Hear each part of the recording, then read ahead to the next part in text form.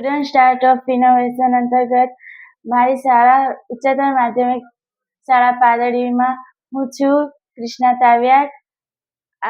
આજનો પ્રોજેક્ટ છે તંદુરસ્ત કન્યા, તંદુરસ્ત શાળા, તંદુરસ્ત રાષ્ટ્ર. અમે પ્રાર્થના સભામાં નોંધ્યું કે કેટલીક છોકરીઓ 10-12 મિનિટ ઊભા રાખવામાં આવે તો તે ચક્કર ખાઈને પડી જાય છે, જેથી તે સાહેબને અમારા સ્કૂલના શિક્ષકોને વિચાર આવ્યો કે તેમનું હિમોગ્લોબિન ચેક કરાવી, અને ચેક કરાવી તો તેમનું હિમોગ્લોબિન ઘણું ઓછું હતું. આ દીકરીઓ 4-5 વર્ષ પછી એક બાળકને જન્મ આપશે. જો દીકરીઓ તંદુરસ્ત ન હોય તો બાળક કઈ રીતે તંદુરસ્ત થઈ શકે?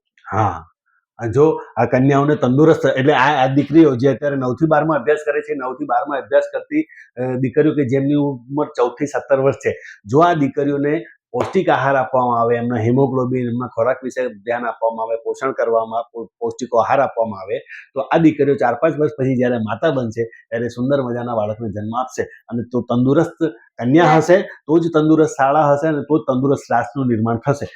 આ પ્રોજેક્ટ અંતર્ગત ઇનોવેશન પ્રોજેક્ટમાં દીકરીઓને દર સપ્તાહે ન્યુટ્રિશન અધિકારી દ્વારા એમનું હિમોગ્લોબિન ચેક કરવું, એમનું બોડી માસ ઇન્ડેક્સ ચેક કરવો, એમના ખોરાકની ટેવો સુધારવી, અને એ પ્રોજેક્ટ અંતર્ગત દીકરીઓને બીટના જ્યુસ, જુદા જુદા જ્યુસ વગેરે આપવામાં આવ્યા. અને આખા પ્રોજેક્ટ અંતર્ગત 4 મહિના પછી આ લોકોનું BMI માપવામાં આવે, હિમોગ્લોબિન માપવામાં આવે, તેમાં સુધારો થઈ શકે. તંદુરસ્ત કન્યા, તંદુરસ્ત શાળા, તંદુરસ્ત રાષ્ટ્ર નો પ્રોજેક્ટ એ દરેક શાળાઓમાં લાગુ કરવામાં આવે, અથવા તો આ પ્રોજેક્ટને આગળ ધપાવવામાં આવે તો કન્યાઓને પૌષ્ટિક આહાર થકી અને એમની જાગૃતતા થકી આપણે એમને સારી એવી તંદુરસ્તી મેળવી શકીએ, અને પરિણામ સ્વરૂપ તંદુરસ્ત રાષ્ટ્રનું નિર્માણ આપી શકાય. સ્ટુડન્ટ સ્ટાર્ટઅપ ઇનોવેશન પોલિસી અંતર્ગત અમારી શાળાનો આ પ્રોજેક્ટ છે, તંદુરસ્ત કન્યા, તંદુરસ્ત શાળા, તંદુરસ્ત રાષ્ટ્ર, healthy girl, healthy school and healthy nation.